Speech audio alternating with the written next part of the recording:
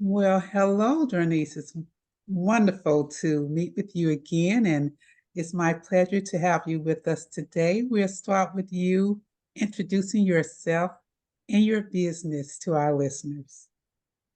Well, thank you for having me, Lynette. I am excited to be here. So, I'm Dr. Darnise Martin. People call me Dr. Darnise in all the public spaces.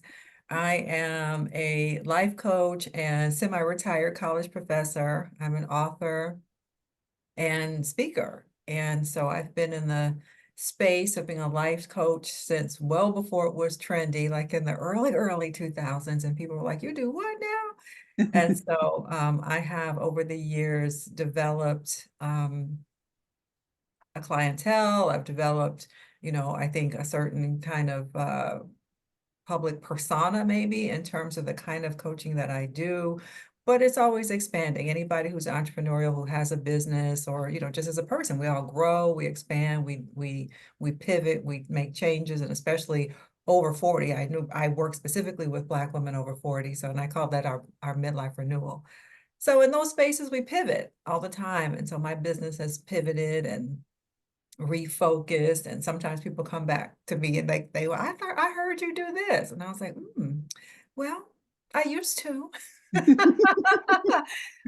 so sometimes, I work with them or not, case specific. Got it. Wonderful, wonderful. So it's great to hear that you've been in business since the early 2000s. That's a great track record for you.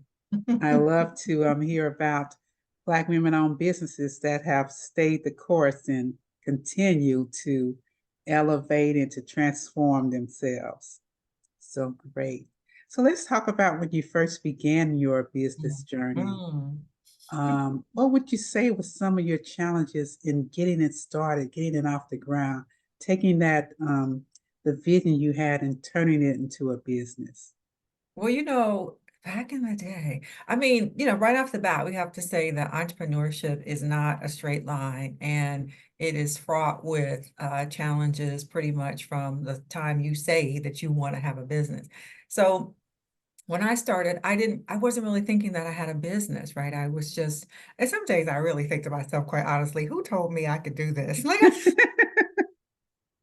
I started in, it probably was like even 1999, 2000, because I started with a newsletter and, Okay. blogs were big and newsletters. I mean, this was Yes. coming online, really. The new internet wasn't what it is now. And you could really just have a small email list and kind of serve your email list. And so that's what I did. Somehow or another, I was still finishing my PhD actually. And somehow or another, I got it in my mind that I was going to, I don't know, coach people. And so I don't know I can't even remember exactly what I was putting out on social media of the time. I don't even know what it was. It wasn't. Anyway, I guess I was just writing to people and I developed a small following. And I say small, like under 100 people. It was an email newsletter that I was sending out, and I would have tips. And, people would sometimes write back and say, "Oh, that was good," or, end up asking me to help them with something, particularly around relationships at that time, Okay. relationship kind of stuff, right? Because even then I was teaching relationships or spiritual work. So I was not that type of person, relationship coach who was going to help you, meet your person. I wasn't a dating coach. I wasn't a matchmaker. I was the type to say, we're going to go in and see what's going on with you in terms of why you keep having the relationships you have. And so people would respond and they would want my help. And so anyway, I got a little bit of traction, but again, because I was still in my doctoral program, I couldn't really make it a business. It was more of a side hustle. It was something I could put on the back burner. And so for many of those early years, that really was what it was. And even Ah, now, I mean, if I'm not careful, it will go on the back burner again. That's why I say I'm a semi-retired college professor because I keep trying to make these shifts. So to be an entrepreneur is a concerted, intentional effort. And if you have a day job also, it is especially an intentional, concerted effort because you have to say to yourself, this could very well just become an expensive hobby. ah. Really expensive hobby. And if you Yes, really roll with that, I mean, roll with that. But if you right. want to make it into a business, there's some things that you really need to implement, a certain mindset that you need to kind of get, and some things that you really need to implement. And at this point, one of the ways in which I pivoted is to helping creative entrepreneurs, spiritual teachers, and coaches get that foundation under themselves. Because if you don't have that, you have an expensive hobby. Got it. Got it. Okay, that's very interesting. So your business grew into a business from you doing a newsletter. And then from that, from your contacts in that, it grew into servicing um, other business owners to help them get their foundation right. Wonderful, Yeah, wonderful. and that's really like the newest. When I say that I pivot, like that's the newest, because over the years, I mean, I've done it myself. I've been caught at different times, stuck at different points in my own evolution, Right, right? right. And now I'm like, oh, I managed to learn some things finally. Like I've had mentors over the years who have said, I told you that 5 years ago. I told you that, whatever.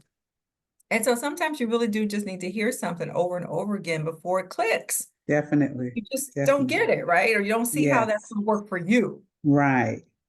And so what I recently discovered is I am talking to people who are stuck in that space, and they keep showing up though. So there's something in them. They've got a passion, they've got something that's pulling them, they've got a vocational vision, but they get stuck. And I'm like, oh, you know what it is? You're stuck because you don't really have the business basics. And when you think about the business basics, they're overwhelming. Yes, Because that's yes. where I was for so long and in different ways. And it caused me to spend a whole lot of money on different programs or going to different things, trying to make things work. But I couldn't, it just wasn't coming together in a system so that I could really do it. So now I'm like, oh, I see that Mm-hmm. this is another way for me to help people. And I really didn't think Right, of myself as that kind of a coach, but it's become so evident that I'm like, okay, I see where you are. The tech is overwhelming. The marketing seems overwhelming. It is and can be overwhelming, right? right, Typically, we cannot do it by ourselves. You need a VA, you need this, you need some support structures in place. But if you don't know how or what, then it's all just overwhelming, and you don't do it, and you have an expensive hobby and you put it on the back burner and you say, one of these days I'm gonna. So I just decided, I'm going to expand what I do to incorporate those people. And a okay. lot of times it is those creative people, those spiritual authors and teachers, because they're the ones who say, I don't think I should have to do all that, right? I'm just going to attract my right tribe. I don't want to be salesy. I don't want, and I'm like, listen, sales is service, because people can't find you unless you're out there marketing. And there's this thing called a reciprocity, right? The universal reciprocity. You've got to have them give you something back. Right. So anyway, that's where I am now. Okay. Great, great. I love that you share that. That really clears up what you're currently doing now in your business and how your journey led you there, how you Hmm. started out with your personal experience you know, this whole type of atmosphere. And now you're able to see it in Hmm. others trying to move forward in their business. You can speak directly to it because you've Hmm. been there, done that. So Yeah. in talking about the mentors you've had on your business journey, who would you say has been your most effective mentor? Or has there been anyone? Did they fit in different times? Or Oh share that with God. us. I'm not sure if I could say, I don't know, because our teachers come into our lives at the right time, according Yes. to where we are and what we can receive. So I've had a number of mentors and coaches, and I say that it's two different things: mentor and coach. A mentor, as I have experienced anyway, are people who pour into me sort of on multiple levels, right? A lot of mindset, a lot of, spirituality, a lot of like holistic, big picture kind of things to keep me focused. Like, remember why you're doing this. What is your big why? Yeah, you might feel like quitting sometimes, but here's why you don't quit. Or here, Yes. the more holistic mentoring and reminding me all the time, you have the skills, you can do it, you can do it, you can do it, right? Yes. The ones who say, I'm gonna tell you this, I told you 5 years ago, and they're gonna, be a little firm with me, which I don't mind. Coaches are the ones who can help with a specific sort of thing, right? Project, a specific kind of learning curve. So coach is like more targeted. So Got I've it. had a team of different ones all along, and I have two right now. Okay. Okay. And one of them, bless his heart, I think it's me, Lynette. I think it is me. It is me, because sometimes I just really laugh and I say, for whatever reason, am I a special case? Do my coaches and mentors feel like I'm a special case and they just reach out? I've developed a relationship with them over time where we talk more than officially on the clock. Uh-huh. So I can text them and they text me right back. Or one of them, he literally calls me and I would say in the text, I'm just sending you this text right now so we can talk about it, but we don't have to talk about it right now. I know you're busy. And he will call me that same night. And it'll be like, it could be 10 o'clock at night. He'll call me Oh, wow.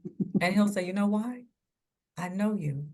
If I wait, it's gonna be worse. You can pick up stuff in your mind that it ain't. You're gonna go down a rabbit hole and spend energy and resources that you don't need to. So let me stop you Uh-huh. and at least see what's on your mind and what you're about to make up. That is very helpful. That Right? is very helpful because sometimes we, even though we are aware of our habits, we still continue those habits. But to have someone else in a mentor position that understand those habits, who can come and cut you off before you Yes, go down there, even though you know yourself, I know I'm finna go down this rabbit hole, but you're still so attracted to it, you're doing it, right? You can't break yes, that habit in that yes, moment, but someone else knows you and they're like, let me go cut her off before she gets going down there. Because I know 3 hours from now or by tomorrow morning, it's going to right, be a lot more work we have to do. So that's right. And I so appreciate, and I tell him all the time, because he calls me when he says, I'm coming home from the gym. And that's why I'm in the car anyway. uh-huh. So I'm just may as Right. well. So I can And talk on my drive. Yeah, right. I can And I catch you catch you yes, and I before go, you I jump off the ledge. yes, I want you, he always says, I want you to I always say to him, I want you to know how much I appreciate that because you actually don't have to do that. And I appreciate it because I feel like he pours in extra. And Right. he's in this case, he's both a mentor and a coach. So he's kind of blurring the role. And Gotcha. I appreciate that about him. And I try to be that for other people, right? Because I know how this goes. Like, Right. let me just stop you from, maybe staring at the ceiling at 2 o'clock in the morning. Also, it's not, Yes. you don't have to do all that. And anyway, you asked me about that. And so I've had a number of them over the years. I feel like we get the ones we need at a particular time. And if one shows up, one or a few show up and we can't really utilize them at the moment, like we don't resonate, you'll know because you just don't resonate. Maybe they're asking. I remember I went to a conference one time and the guy was asking, he said that he was looking for like one-on-one, no, he was not even one-on-one, small group coaching he was going to do with people, and it was 100K for the year. Okay. And I was like, and people were figuring out how they could do it. And I Right. was like, are y'all really getting ready to pay this person $100,000? And I said, oh, that's not for me. Uh-huh. Um, and not to say, like some people do that and it works for them, right? They're obviously not Right. that pressed. Investing in themselves at $100,000 level is not going to mean they go hungry. So they're able to do it. And then it probably, Right. like two people I knew who did it, it up leveled them tremendously. They went into multiple seven figures after that. But that clearly was not for me at that time. Right. Right. Now I Gotcha. have another understanding about what that is and what he was doing. Um, I mean, I just get it more because I've been in business Right. longer and I've seen people kind of go down a certain path. And And anyway, my point is, you'll know, like some people you just don't resonate with, or it could be 10 years later, and you're like, you know what, I can do that now. I can see that now. Right, right, So we don't even have to sweat it. You just be like, okay, well, not at this time. right, right. That's a good point, and that brings to my mind when we think about pricing our services or our products to people. Mm-hmm. Sometimes we undercut ourselves because we're thinking we need to make it affordable to every possible Mm-hmm. person, as Mm-hmm. opposed to we need to make it valuable, Mm-hmm. worth what we're putting into it, Mm-hmm. and the people that it's for who can fit that into their Mm-hmm. budget, like you said, without starving. Those are the ones that would gravitate to it because Mm-hmm. a lot of times our thought process when we're going through the pricing is challenging and we're thinking it's for every person in the world when it's Mm-hmm. not. What you're Mm-hmm. doing or what you're producing, it's not. Nothing is created for every person in the world. So first of all, you have to know what your target market is, Mm-hmm. and then within that target market you have to understand if I'm going to be able to sustain giving this value, I have to build a real business where I can make them earn the money to keep Mm-hmm. this going, right? Mm-hmm. Because if I undercut it, I'm out of business before I start, Right. right? So well So, said. So well said, right? Because yes, sometimes and I had a coach, he's a pretty well-known coach too, just recently remind me of this. And I was like, did she just, she just dropped some really important seeds there for me. Remember that at a certain point, you really do need to raise your rates, yes, and your money mindset will show up and present itself to you when you get ready to raise your rates. Because think about the things that come to your mind. Like, think about what you think about. When you get ready right, to raise your rate, what comes up? Does some voice come to you and say, you can't do that, or nobody's going to do right, that? right. And then we have to figure out ways that we push past that, because it will shut us down. It will stop our growth because we have a feeling or fear, we have something going on inside of us that says nobody will do that, or people will think badly of me, or whatever. But Exactly. it's just one of those obstacles that you have to get It over, definitely, right? A major obstacle. If you can't get exchange your value for money, then again, it's not a business. exactly, exactly. It's something you want to just do out of you want to just donate because some people have hobbies and they're creative and they just want to create at spurs, Mm-hmm. different times, they get the feeling they want to. But then some people have things that they create or do or services they give. They want it to be ongoing. They want it to be here years from now. They want it to see it grow and expand. Those are two totally different viewpoints of how you will be addressing, that pricing challenge. Okay, so in looking at your business journey, what resources would you say have helped you most along the way? Wow, what resources have helped me the most? Again, you're asking me to think back over like 20 something years. So, Well, let's um, say, well, currently, what would you say let's say in the last 5 years? um, well, I mean, I will go back a little bit into those early days, because Okay. there are certain, I think, books that I read that really helped me, I don't know, believe that there was something that I had that I could offer to others. And one of them was this old classic text, The Road Less Traveled by M. Scott Peck. The Road Ah, Less Traveled by M. Scott Peck. It's a classic. He was a psychiatrist, I believe. But I think it was the first line of that book that says something like, all life is suffering, which is also the first noble truth of Buddhism. And it's like, okay, let's just acknowledge right off the bat that life is hard, right? mhm. And here's what we can do about it. Like, so the rest of the book goes on to say, here's how you can learn to manage. But he also said in that, when you are going through a difficult time, and now people say a lot more, have mental health issues and stresses and whatever. He said, oh, sometimes it's because you know that something is trying to be birthed in you and you are sitting on it. you keep putting yourself on the back burner. And because of that, there's something within you that keeps coming up and announcing itself to you. And it's time for you to share that. It's time for you to do that thing, right? And I read that and I was like, wow. Huh. This is why at the time I was feeling sort of out of sorts, a little bit of light depression or whatever. I mean, I don't say I suffered with that, but it was just, one of those down times when I was like, Right. Right. what am I doing with my life? What am I doing with my life? Kind of thing. And I read that and I was like, when you won't answer the call on your own life, Mm. it sits with you. It doesn't go away. And it can cause Right. you to feel like you're confused, you have all this doubt. It's not confusion and doubt. It's that you won't answer the call out of some kind of fear. So that book, The Road Less Traveled. And then if I fast forward, there's another book called The War of Art by Stephen Oh, Pressfield. Do you know it? yes. Yes. The War of Art. It's not the art of Yes. war, that's something else, but the War of Art. Right. Right. That's a Right. really short little volume, but he just calls you out. He just Yes. calls you out. Are you a Yes. pro or are you an amateur? Yes.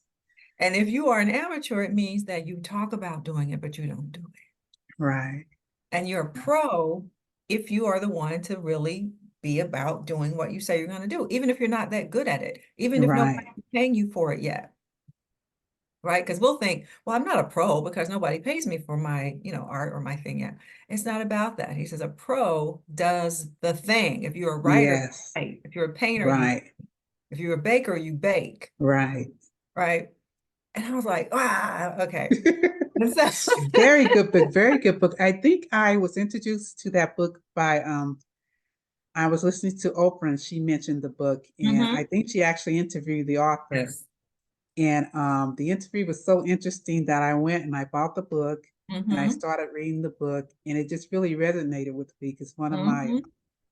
one of my gifts is writing. So in reading that, it like opened up a new world. I'm like, okay, yeah, you're right. You're Yeah. definitely right. And you're standing in a way I hadn't heard before, right? Because a lot of times we go through things and we're thinking we're the only one feeling this way. Hmm. And nobody Hmm. else thinks or feels like it's just me. But when you realize it's not you, that's the way it is, right? Right, right. That's the natural progression of things. And to your point, like you said, this is why.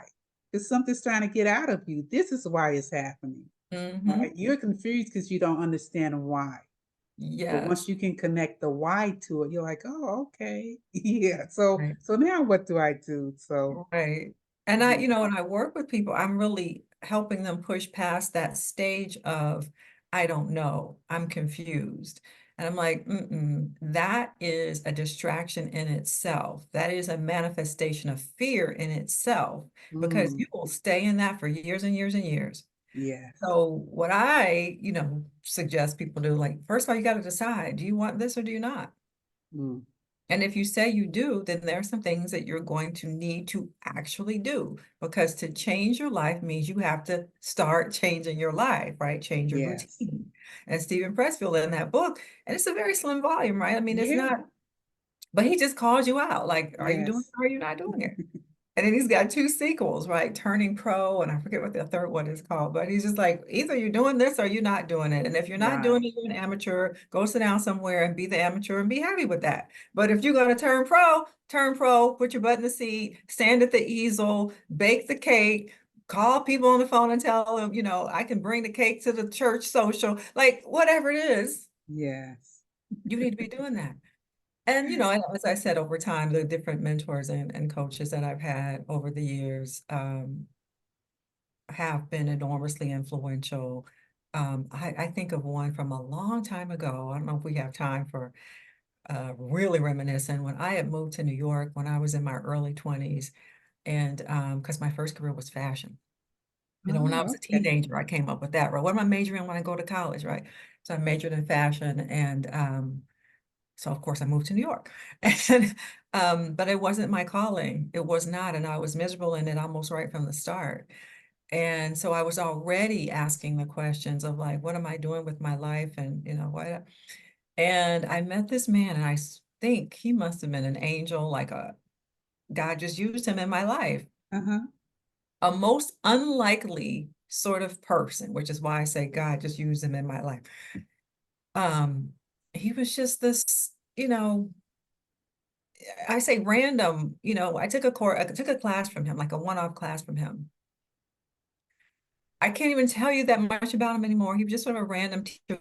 So he So was a random person. he was a random teacher. I took a Saturday workshop from him and I said, would you tutor me after this? And he said, let me pray about it. I'll get back to you. Let me have your phone number. I'll call you back. And maybe 2 days later, he called me and he said, yeah, my guides have said that I can work with you, but there has to be some reciprocity, right? So he charged me a little bit of money, just a little bit of money. And I would go to this was in Brooklyn, New York.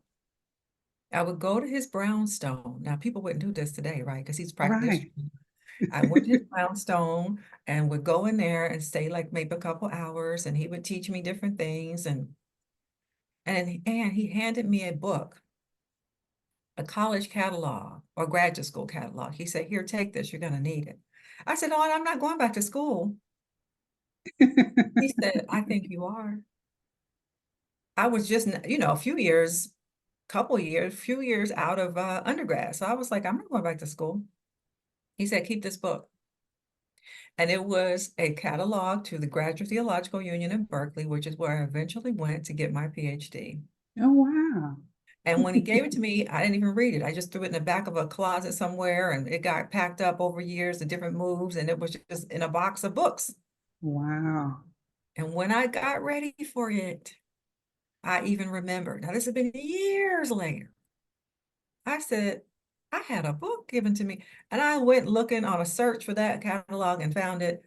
And I said, let me call these people and see who they are. And Mm. that's where I ended up going for my PhD. Wow. What a story. And I That's a, really, and oh, I forgot this part because he said, okay, now we're only gonna, because I can work with you for a little while, but I'm gonna go back to Scotland.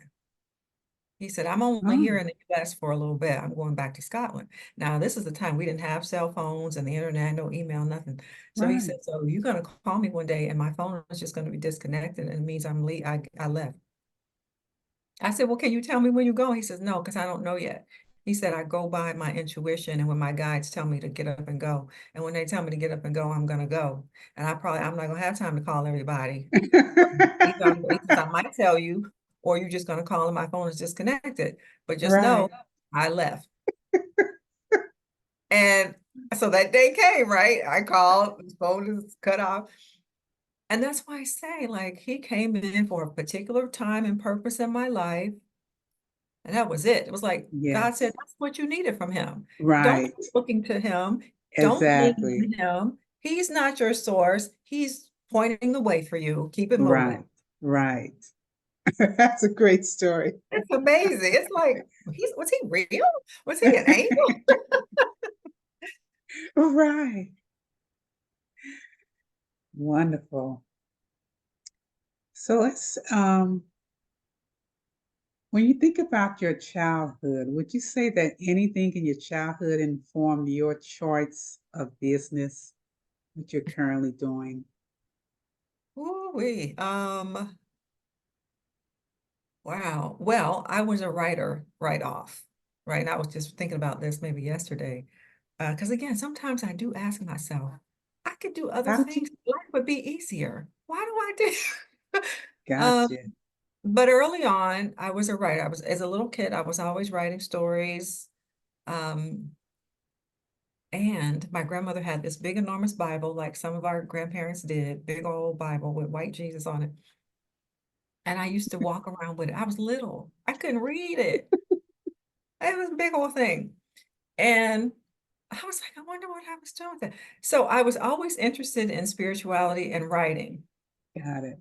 And as I got older, as I was very shy, I was very shy. So it meant I spent a lot of time with books and, at the library. Um, but in my, later teen years, I was like, oh, I'm supposed to be talking to people. And I forced myself to become more comfortable talking. I was really Mhm. shy. Uh-huh. So by my late, junior, senior year of high school, I had an inclination somehow, like, you gotta snap out of it. Uh-huh. So I had little road marks now that I look back, but the core is somebody who was always a writer and somebody who was had an affinity with spirituality. So that Got it. later on, what I was developing and growing into was you're going to write spiritually themed things. You're going to be able to help people on a spiritual level. Um, by the time I made a decision at 17 years old, or 16, making the decision what I was going to major in college, I was totally disconnected, right? So Right. my idea was I'm going to go to school for fashion. I'm going to graduate and become an executive in the fashion industry. And I'm going to live this fabulous life in New York or whatever major city as an executive and blah, blah, blah. And as soon as I graduated and moved to New York, I was like, whoa, this is not the right idea at all. Who made this decision?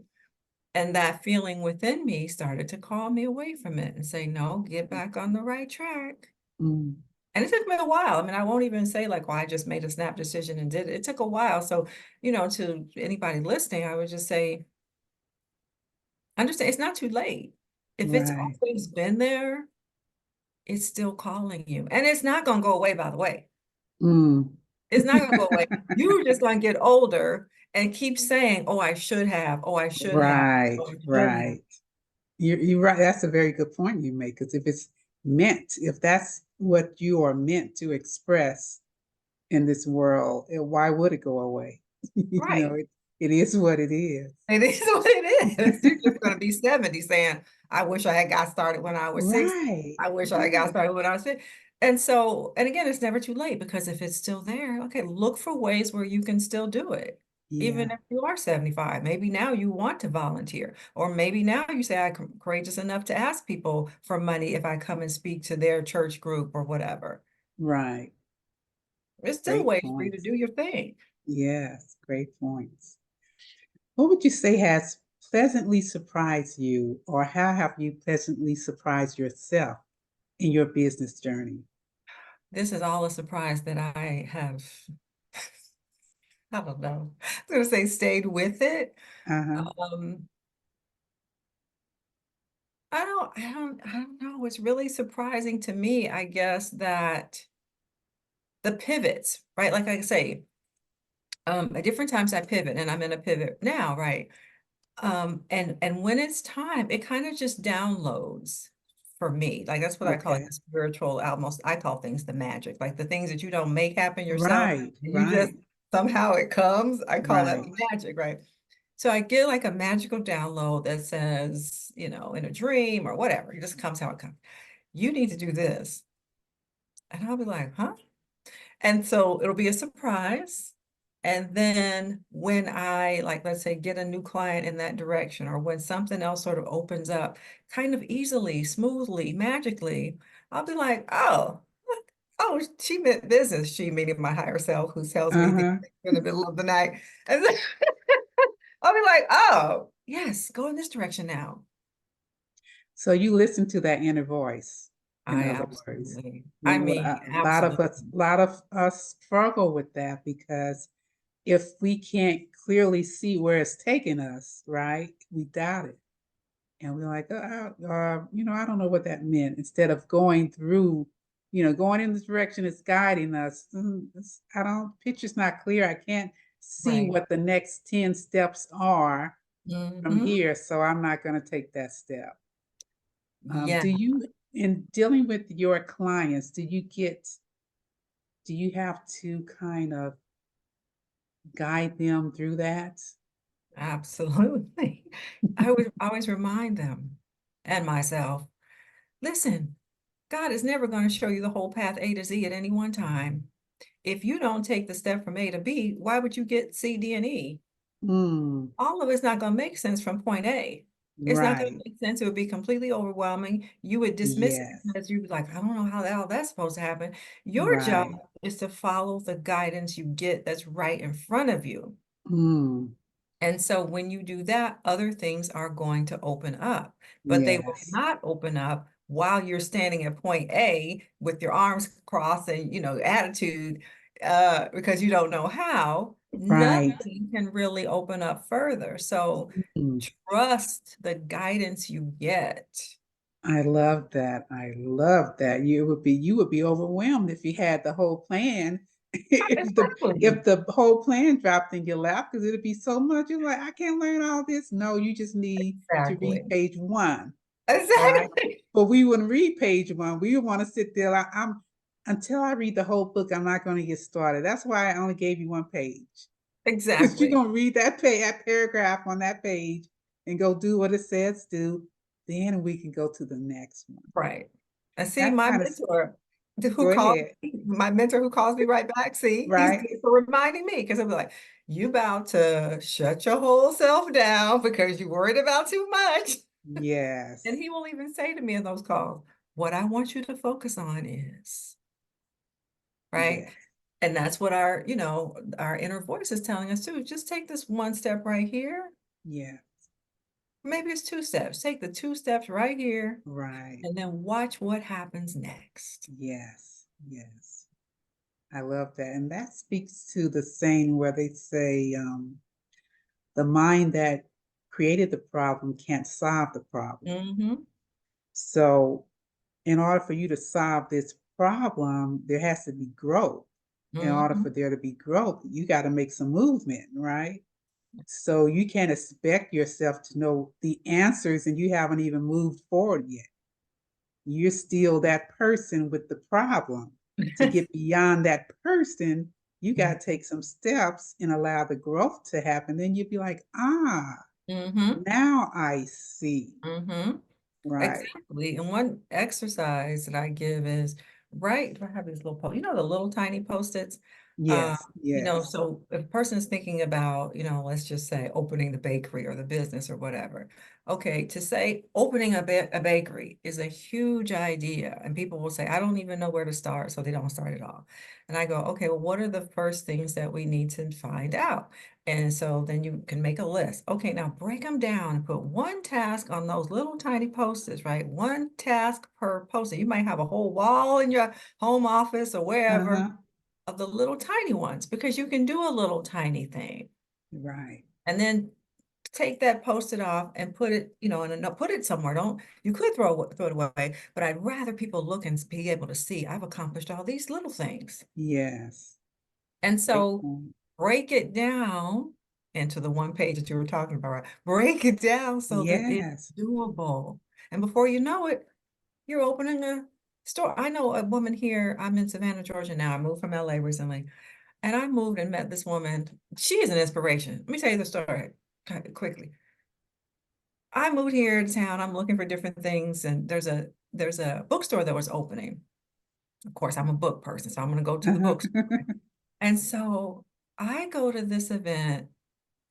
It's no bookstore. She is having a book sale on the street, on the sidewalk. Oh, She has set up with little racks of books, little mini bookcases outside of it's a wine bar, like a little okay. cafe wine bar place. Mm-hmm. So I go and I'm looking like, wait, what is this? And I meet her, and she's a woman who uses a wheelchair, and she's got help with her, right? And I'm like, she goes, welcome to my bookstore. And I'm like, oh, like we're on the sidewalk. Like, what's that? And she said, yep, my brick and mortar is about to open, but meantime, my bookstore is mobile and we have pop-up events. I can't tell. I have been so inspired by her. And she has a bookstore Ah, here in Savannah called The Stacks. So if anybody's local, The Stacks. And so finally the actual brick and mortar opened. But what was amazing to me about her, she didn't let it stop her that she didn't have her store open. She said, I mm, have a bookstore. ah, And she did pop-ups. And so she would partner with other businesses, small businesses in town, who would allow her to be in front of their store or wherever, allow her to use space in their space. right. And she would have pop-ups. And Okay. people would come and buy books from her. And, you end up, of course, getting something to eat wherever you are, right? And so I was like, this right here was a great business model. And I Right. share it because if anybody is thinking, oh, I need a storefront and I don't have the money Mm, to do XYZ, this woman figured out I'm just gonna partner with some small businesses and I'm gonna have a pop-up right And here on get it going, and right? get it Get it, going. yeah. Like Get how some clients to know who I am. So when I do open a store, she has been, so she's what, 4 months now into her store? It's packed. It's so great. busy because she was remember I told you I started with that Yes, email list. She collected email signatures. She's on Facebook, of course, and Instagram. And so she continued. I got something from her, I think today. List of events for April, right? And wonderful. so let nothing Yes, stop you. And that is inspiring. I'm Yeah, still that is amazed by her. inspiring. And Yes. I said she uses a wheelchair. She Wow. she doesn't even, right? We would say she's disabled. Mm-hmm. She's very able, She's very able. I'm amazed. That's a story Yes. of inspiration. Somebody who inspires me is like she thought of instead of what I can't do, she said, well, how Mm, can I? mm, definitely. Brilliant. Definitely. Hmm. So, in your journey over these years that you've been in business and pivoting through your business, looking at where you are today, what would you say has been your greatest business fear? Because a lot of times, as we spoke of before, we can let these fears stop us in our tracks and Mm-hmm. become the reason we don't go further. Mm-hmm. So, what has been a business fear that you've experienced that you found your way through it, came out on the other side? Well, I think there was always this fear of like, can I really help this person? Right? Like people Uh-huh. present, if somebody trusts me with their presence, with their story, with their money, and because they want help, they want transformation. I always want to make sure I show up in integrity. And if I feel like I cannot help that person, I want to tell them. Because Okay. sometimes people do present, and I think they really need a specialist. They need a psychiatrist. They need like one time this person presented, I said, uh, what do you call these people? Like it was like a 12 step program, but it Okay. was for sex addiction. Okay. And I said, you know what, you need a specialty. You need a specialization. I'm going to refer you because I'm not, I said, oh, if you want to work with both of us, then yes, but I think that you need this. So anyway, that's a fear, although over the years I've realized, no, I do have something of value and the person will tell me, right? Um, and so that can be a fear that people have because they think, well, who am I to do this? Or how am I going to do Right. it? Because they can't do everything. There are some situations, to your point where someone else would better serve that person. Exactly. And to Right. know that, and to really Mhm. know that, and to be honest with yourself and not just feeling like, I don't want to turn anybody away who shows up because I Right. need the money or whatever. It's like, Right. that's not going to turn out well. So please just Right. send them on their way. And the other part, so that's a mindset thing. And it just, this is why it's important to have mentors and coaches because mentors and coaches help you with your mindset stuff that would otherwise shut you down. So, and from practice, from doing the thing that scares you, doing Yes. the thing that scares you, you will gain more confidence in doing it. But the other thing is the very practical, like, I'm just going to go bankrupt doing this. Like, I'm just going to like, Yes. right? There's the practical side of, Right.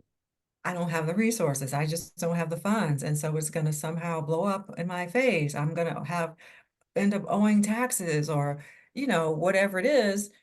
And I'm like, well, when I talk to people who have these fears, clients or not, I said, well, let's just walk that through. Like, if that's your fear, let's just walk it through and figure out what's the worst thing that can happen Hmm. and then dial it back. What's likely, right? If you figure, okay, I'm gonna have a tax debt. Okay, the IRS can come and take everything you own. But if you call them and say you want to make a payment plan, they won't do that, right? So, there's a way around it. You don't have to magnify it and catastrophize Right. the thing. Right. Hopefully, we catastrophize the thing. Yes, yes. I like that word, we catastrophe. That's what it is. We make it so big and so monstrous that there's no way it can be managed because I, we just imagine it. I mean, we've imagined it beyond the reality to your point. Okay, the worst thing is they can come take everything, but that won't happen if you make a payment plan. Right. So this monster you created, now becomes a whole lot smaller, you know, than you had Exactly. it. To your Exactly. imagination just filling in spaces. Right. And then, and Catastrophe, then they're yeah. like, oh yeah, I didn't think of it like that. And I wrote about Right. it in my book, 40 something back there. It could be a dragon or a puppy dog. Uh, oh, Mostly I it like becomes a that. dragon or monster when we Yes. won't face it at all. Mm, Right? We're so afraid of it that we won't face it. And so, you know, we make it to be into the big fire breathing dragon and we swear we can feel it on the back of our neck. The heat is coming, right? But right. if you actually just look at it and say, actually, how can I just manage this? Let me just make that phone call. Let me just call. Let me just find out what exactly is going on. And then you're Mm, like, oh, that's manageable. That's kind of like a puppy dog. I can just say right. sit and the dog sits. Uh-huh. Oh, I didn't think of it like that. I think a lot of times too, like the service and the business you have, it's so needed because a lot of times what we need is just another voice Mm-hmm. to kind of turn the light on for us, Mm, in our mind, because we are in the total darkness thinking that's all it is. I can't figure it out. But we just need a little assistance, another voice, a different way to look at it and think about it that we won't get by ourselves because we're stuck in a particular mood, mm-hmm. right? And you, like your voice and your servicing, you're that light, Mm-hmm. that's on the outside looking in, seeing what we're doing to ourselves and able to guide us. Okay, what about this? Think about that. And Right. now think this way. And then suddenly that new line of thinking opens things up inside. But we couldn't Exactly. get there by ourselves. And a Right. lot of times we just stay there because we never reach out for that coaching or that Mm-hmm. mentoring or that Mm-hmm. service assistance that we need. Mm-hmm. We feel like if Exactly. we can't figure it out, it's just not meant to be, Right. which is not true. Right. That's why And we're here on earth together, right? right. You don't have to do it all by yourself. If you find yourself hitting a wall, okay, where can I get help from? That's the good question. Right. And even if a person starts with that question, then I say that you're gonna get an answer, and it's gonna be that inner voice. That inner voice is going to give you an answer. If you just straight up Mm, ask the question, I need help, show me what's next. What yes, can I do? You know, show me a teacher, like something. There'll be the next yes, time you go on YouTube, there'll be a video, right? yes, Or you'll go on Facebook and you'll see Lynette or you'll see me, and you'll be like, yes. oh, Yeah, because your inner voice is better than any algorithm on the internet. You know how you can look up something and next time you go on, you see 10 ads for it. Your inner voice is much more powerful than that in yeah, connecting you to what you need to be connected to. Just have to ask and let it know I'm looking. right, I'm willing. I'm ready. Just tell me. right, I'm listening. right, I'm exactly. listening. And then be willing to follow and not, There you go. I was gonna say second guess it, but sometimes we end up guessing it over 20 times. Like, Yes. listen, Yes. it's Yes. okay. And I want people to know this too, because it's so important. People are afraid of failure, Yes. rejection. Somebody's going to Yes. make fun of me. Somebody's going to laugh at me. My family will say, you shouldn't have done that. You shouldn't have invested that money. Listen, you can always start again. Mm, If you go down a path and it just say it blows up and you're like, oh no, it didn't work out, pivot. mm, And once you are in what I call the midlife renewal years, over 45, you know you have lived long enough to be your own sort of evidence yes. because you have already had to overcome different challenges in life and you're still here. You've already had to pivot and you're still here, right? So if you make a decision that wasn't the right decision, turns out, just trust that, okay, I learned some things and now I know to do it this other way now. And it's Yes. fine. I mean, it might be hard. It might be something like, oh, that was, you know, it might knock you down for a little bit. But then you say to yourself, well, if this is still calling me, if this is still pulling me forward, then I'm going to try again. Try again. Mm, mhm. I love that. Very, very good advice. Right? It's nothing wrong with trying again. People feel like No. that's the worst thing, but it means I failed. Who among us you gonna become, I don't know, rich and famous and successful one at the first go? Like I don't even know what that Yes. really. Right. We have this illusion of perfection that I don't know where we got it from, but we have this big illusion of unless we do it perfectly and it's totally success, the first effort we put to it, then we're a failure, as opposed Mhm. to we are built to grow through things. Mhm. We are built to learn. What are you learning if you're expecting everything to go perfectly, or else I'm not going to do it, right? Right. If it's not smooth and easy, I'm not going to do it. You're never going to grow if Right. that's your Even if as you say it that way, most people would not say it, but that's what they're living, what they're embodying, yes, because you just said it so plainly. Well, if I can't be great at it, I won't try. If it right. can't be perfect, I won't do. Like Yeah, most people know rationally that doesn't make sense, but that's the way they behave in terms of exactly. investing their time or their energy or their money. It's like, like some people are like, I don't know why you hire a coach or a mentor, right? Because they will help move you in ways that you cannot move yourself. And that is a very valuable service. Yes, It's very valuable. And it can't always be people you know, because your people you know don't necessarily get it. And they don't necessarily have anything constructive to say. I mean, they might make you feel better in the moment, but do they know what to tell you for your next step? Do they right. know, like, okay, this is where you're stuck. I understand some things about that psychologically and emotionally because of my training and my experience. Therefore, I can say to this person, here's what to do next. Your best Mm, friend or your sister might not be able to say that. They'll just be like, pick yourself up and try again, you know? exactly. And you need more than that. You need Mhm. more. You need to hear more than that. You need to Right, connect differently than just that, right? To your right. point. Anyone can say those words, but what they really need to get in touch with and realize and to grow Mhm. from, they need a specialist. They need a skilled person. They need a Exactly. professional. Exactly. My And best when friend you, will say, and we've been best friends for over 30 years. She'll say, you're not thinking straight. And I love when she says that, even though I don't like it. But I love when she says it because she is pointing out to me, you are caught in flawed thinking, and this is not like you. hmm, So she can say that much. You're not even right, thinking straight. Like, quit doing that. Stop right. going over in your head like that. You're not thinking straight. And that because I've known her for so long, she's a trusted advisor, right? And it makes me go within and say, oh, Hmm, I'm probably tripping. right, right. Right? Makes you dig a little deeper. Hmm. Right. Wonderful. Well, I am so happy that you joined us today and gave us these great gems to think about and shared your business journey. And I want to wrap up by asking you just a couple of personal questions, little fun questions, so that our audience and our listeners can get to know a little bit about Dr. Darnise, the person. So, the first one I want to begin with is, what was your favorite childhood game? Oh my gosh. You know what? I remember like board games, and I would be bored with board games. Ah, I really like to play jacks.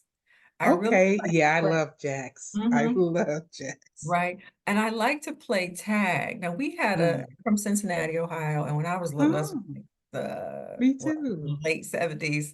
And we had a form of tag that we would play called TV tag. Ah, And you what's had to, when somebody, tag you're it, right?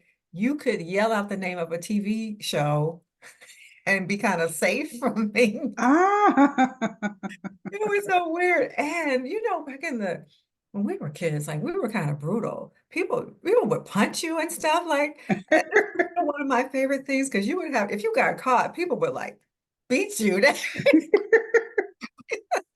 But it was fun somehow. Like it was like Uh-huh, somehow it was fun. So either Jax, and I'm an only child, so I really, I had to come outside and play with people. Uh, uh-huh. I would play my mother, my aunt, we would play Uno together sometimes at the kitchen table, or Uh-huh. they would play jacks with me. But you know those little jacks, if you ever step on one of them, Oh, you it's about to meet killer. you It's a about to meet your killer. maker. Yes, it's a killer because they were made out of real metal. Our games when we were kids were Wow. a little bit hard and edgy. And when I think back, I was like, we didn't have protections when we were children. But anyway. Well, somehow we made it. Hmm. So, thinking about travel, what's your favorite place to travel or your dream place to travel? Oh, wow. You know what? I mentioned that I just moved to Savannah, Georgia, and this was Yes. my dream place for Oh. last probably 5 years at least, because I was living in LA, living in California Uh-huh. for 30 years, living in LA for a long time. And I kept coming here to Savannah to visit, and it was just calling me. My people come from Georgia, and it was Uh-huh. just calling me, and to the point where I decided to move. It's one of those things. I just decided to do it, right? And people go, "What? You Nice. get there and you don't like it?" And I said, "Well, then I'll move again." But and that's where people get stuck in the mindset. What if I do Yes. it and it doesn't work out? I'm like, then you do something else. Right. Well, but my dream place I want to go is Spain. I want to go to southern Spain to learn flamenco from its Oh, place, which is southern Spain, and these areas that are really influenced by North African culture. So okay. I have on my bucket list that I want to go to Seville, Spain, and learn flamenco. Oh, that's beautiful. I like that. I like that. I'm coming, Seville. And if you could have a conversation with anyone from the past, who would you choose and why? Gosh. Okay.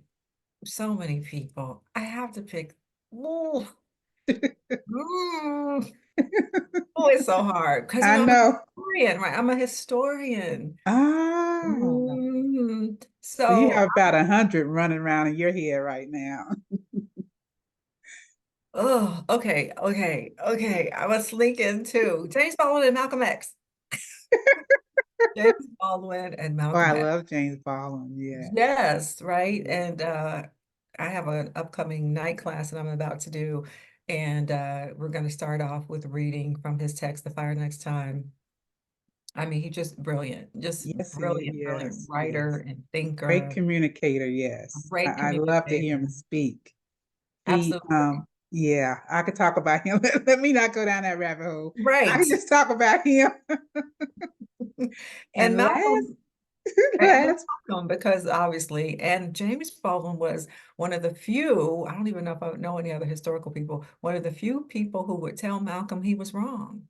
mm, That's how yeah, Baldwin was. He was like, "But you wrong, Malcolm." He goes, "You know I right, love you and you my brother, but you wrong." right. Uh-huh. Yes. That's a friendship when you can say that to each other. Hmm.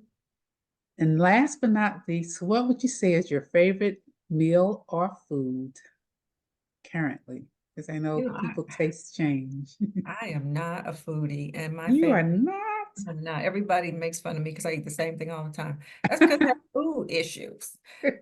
But my favorite thing, I can't even eat it no more. But my favorite food, okay, two things: macaroni and cheese, Uh-huh. and then chocolate cake. I love it, Oh, but I can't have dairy and I can't have gluten. oh, I wow. can't, but every now and then I try it, right? Every now Uh-huh. and then I love them. They really are my favorite thing. And I always say, and this will sound crazy if I was in, people give you your last meal if you're about to be executed. That'll be your last meal.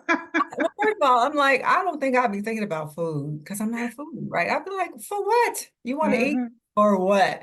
But okay, Right, if I was gonna have one, yes, I would have a plate full of all the things I was never able to have anymore. Macaroni and cheese and right. chocolate cake. Chocolate cake. Oh, Sounds delicious. Sounds delicious. in my birthday month though, I do have the cake. I mean, I have gluten Okay. cake too, but I will press on and have little bits of chocolate cake in my birthday month of September. All right. Good for you. Once a year is not bad at all. Well, Dr. Darnise, we appreciate you graciously joining us today to share about your journey in business, helping others to navigate their journey in business. And we just want to say we wish you all the best. And we hope that you come on and join us again sometime. I would love to. Wonderful.